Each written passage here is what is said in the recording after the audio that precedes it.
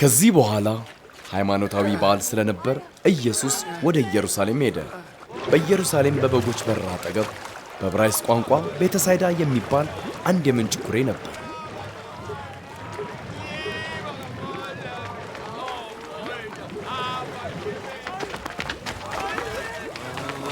በዙሪያውም 5 ከላይ ክዳን ያላቸው መተላለፊያዎች ነበሩ።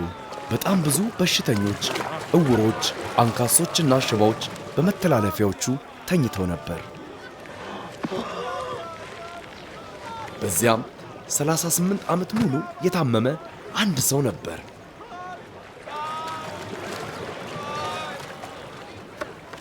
ኢየሱስ ይህን ሰው እዚያ ተኝቶ አየውና ከብዙ ጊዜ ጀምሮ መታመሙን አወቀ።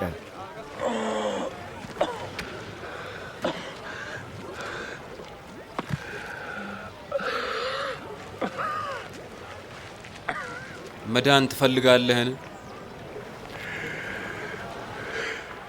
ጌታ ሆይ፣ ውሃው በሚንቀሳቀስበት ጊዜ እኔን ወስዶ ወደ ኩሬው የሚያስገባኝ ሰው የለኝም። እኔ ልሄድ ስል ሌላው ቀድሞኝ ይወርዳል።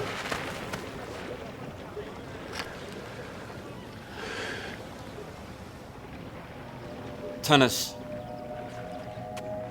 አልጋህን ተሸከምና ሂድ።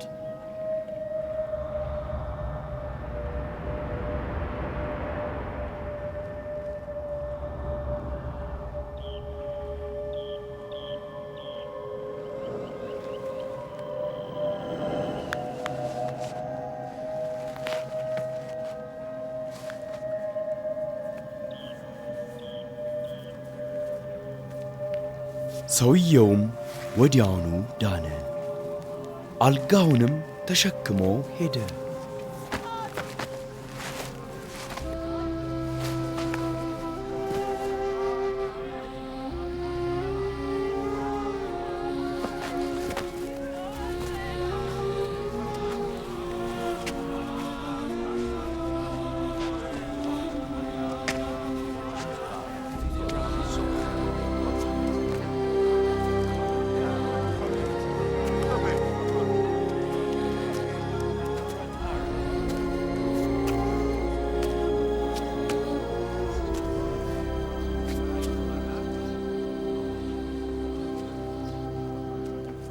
ይህም የሆነው በሰንበት ቀን ነበር።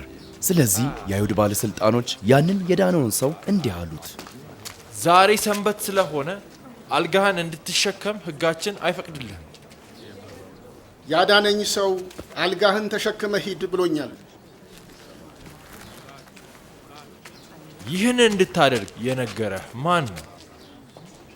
ሰውየው ግን ሕዝብ ስለበዛና ኢየሱስም ከዚያ ራቅ ብሎ ስለሄደ ያዳነው ማን እንደሆነ አያውቅም ነበር። ከዚህ በኋላ ኢየሱስ ሰውየውን በቤተ መቅደስ አገኘው። እነሆ አሁን ድናል።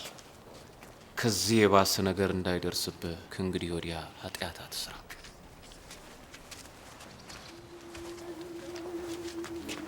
ሰውየውም ሄደና ያዳነው ኢየሱስ መሆኑን ለአይሁድ ባለሥልጣኖች ነገረ።